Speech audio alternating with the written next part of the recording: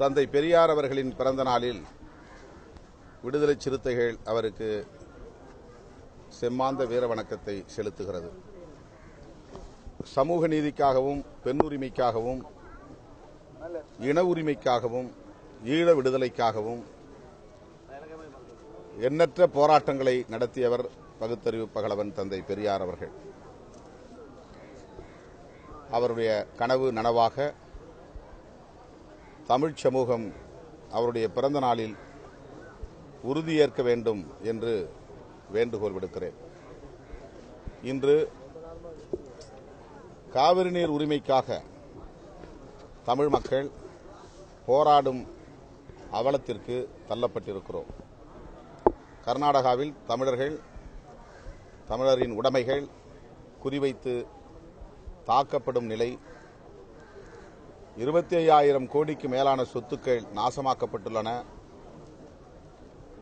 மிகுந்த அச்சுறுத்தலோடு அங்கு வாழும் இக்கட்டு ஏற்பட்டிருக்கிறது. இதனால்தான் தந்தை பெரியார் தமிழா இன உணர்வு கொள் என்று சொன்னார். இங்கே இன உணர்வு முனைமழுங்கி விட்டதோ என்று சொல்லக்கூடிய அளவுக்கு ஒரு அமைதி நிலவுகிறது.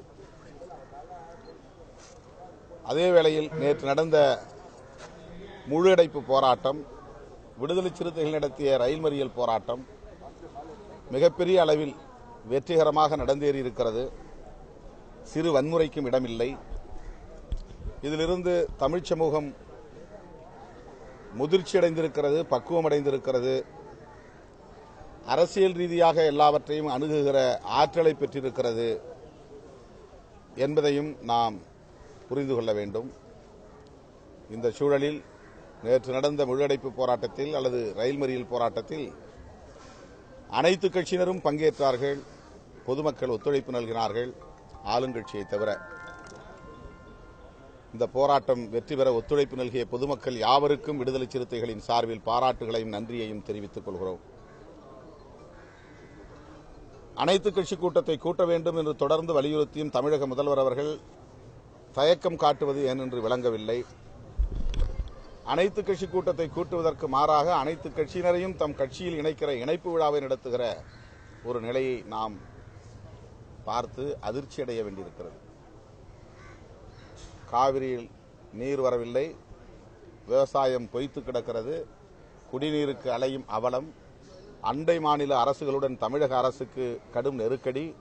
ஒருபுறம் கேரள அரசு சிறுவாணி ஆற்றின் குறுக்கே அணை கட்டுகிறது, இன்னொரு புறம் ஆந்திர அரசு பாலாற்றின் குறுக்கே அணையை உயர்த்துகிறது, இன்னொரு புறம் கர்நாடக அரசு நமக்கு முறைப்படி வழங்க வேண்டிய தண்ணீரை வழங்க முடியாது என்று அடம்பிடிக்கிறது.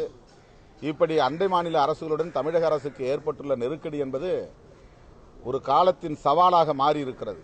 இன்னும் 15 ஆண்டுகளில் 20 ஆண்டுகளில் தமிழ்நாடு வறண்ட பாலைவனமாகி விடுமோ, விவசாயம் முற்றிலும் அழிந்து விடுமோ, குடிநீருக்கு நாம் அலையும் அவலம் ஏற்படுமோ என்கிற அச்சம் ஏற்பட்டிருக்கிறது.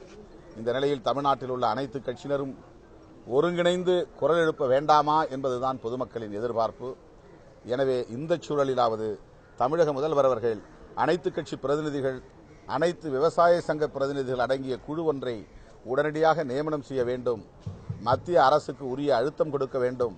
பிரதமரை சந்தித்து முறையிடுவதற்கான ஏற்பாடுகளை செய்ய வேண்டும் என்று முதல்வருக்கு விடுதலை சிறுத்தைகள் வேண்டுகோள் விடுக்கிறது.